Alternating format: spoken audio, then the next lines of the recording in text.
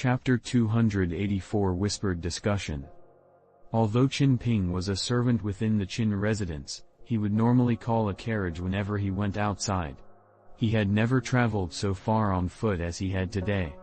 This tormented him by no small amount.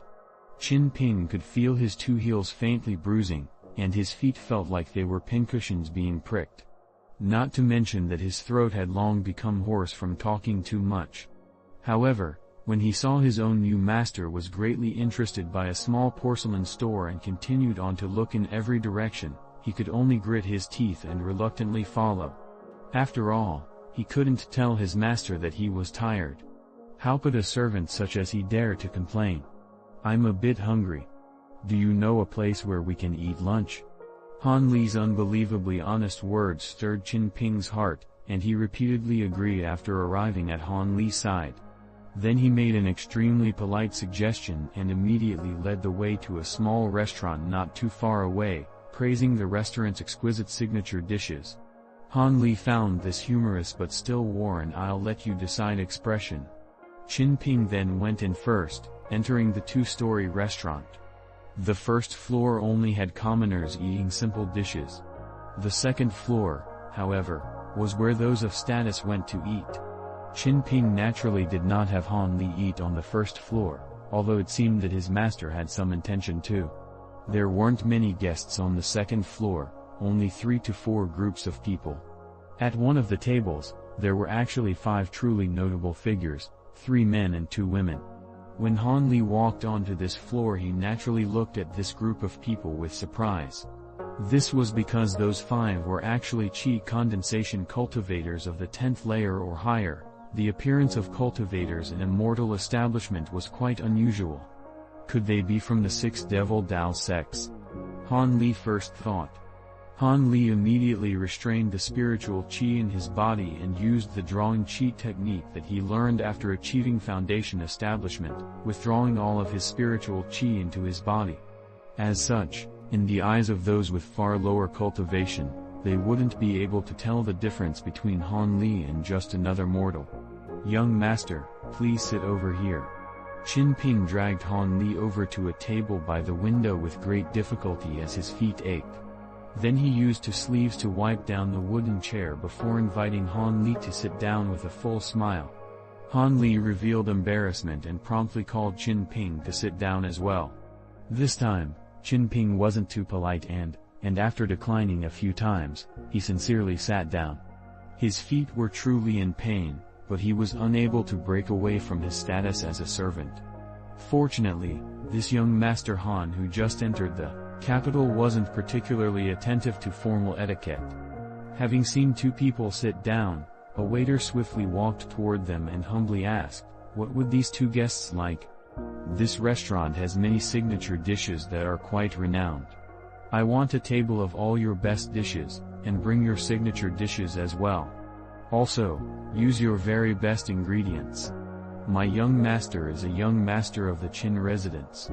Qin Ping knew that Han Li certainly didn't know how to order food and took the matter into his own hands, ordering on Han Li's behalf. After he mentioned the Qin residence, the servant's expression became far more lively. Sure enough, the reputation of the Qin residence was quite useful.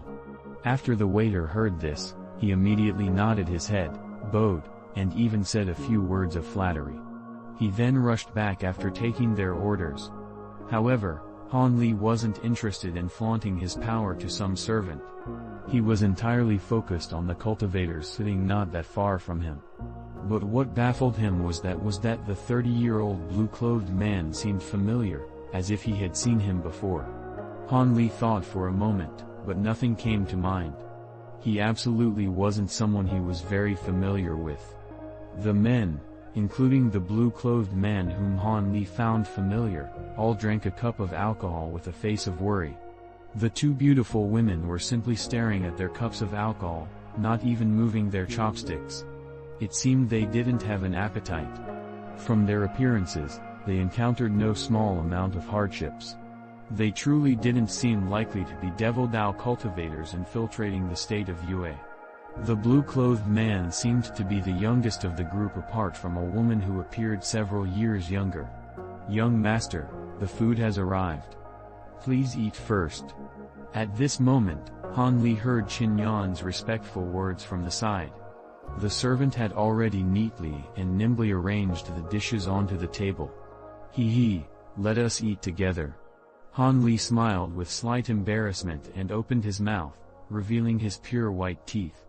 At this moment, Han Li started to eat without restraint and looked to be completely focused on chewing. But in truth, he was stealthily releasing his spiritual sense, closely paying attention to the several cultivators nearby. When Qin Ping saw Han Li start to eat, he naturally moved his chopsticks about. At that moment, the eldest cultivator among them, an old man with a dark face, stopped drinking and suddenly released an invisible soundproof barrier around them. Then he said, "Everyone, eat. Since our lives have fallen to the hands of others, we, companions from Mist Mountain, can only walk one step at a time. Regardless of how it is said, not having our souls scattered is far better than what happened to other cultivators." Although the soundproof barrier was in effect and the dark-faced old man's voice wasn't loud, Han Li could clearly hear it. Soundproof magic techniques used by chi-refining cultivators were ineffective against Han Li's astonishing spiritual sense. However, the old man's words caused Han Li to know something was amiss. He could hear there was something being hidden from those words. Perhaps due to the dark-faced old man's words, the two women silently ate some food.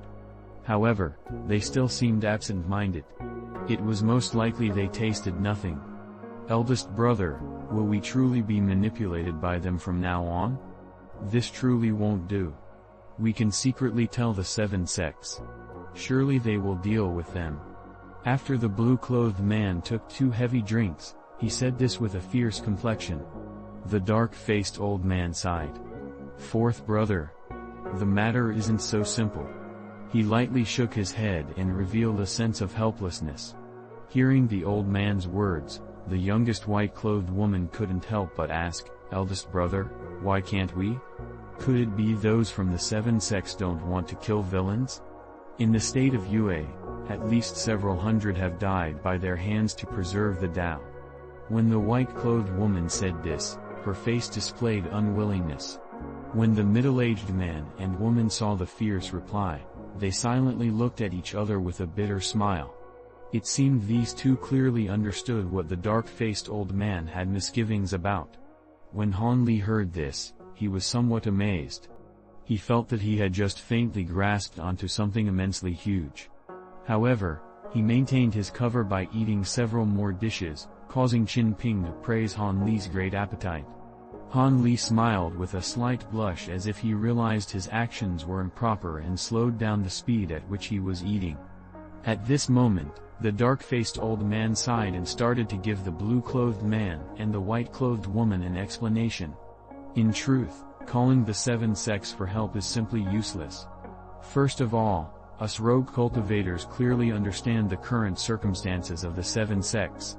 All of their manpower is focused on stopping the invasion of the Devil Tao, so how could they divert manpower to help us rogue cultivators?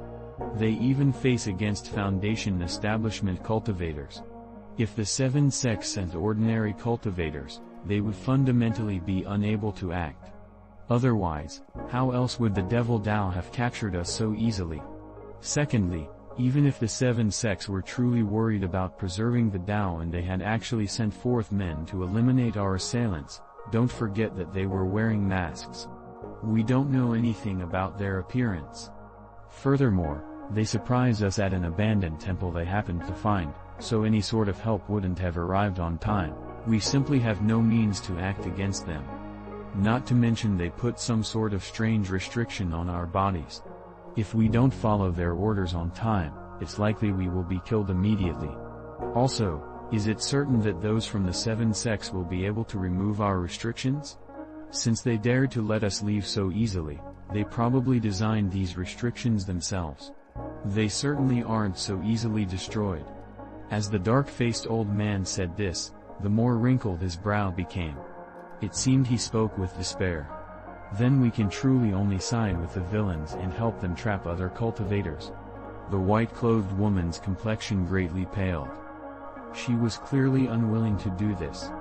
Fifth sister. It is as eldest brother has said.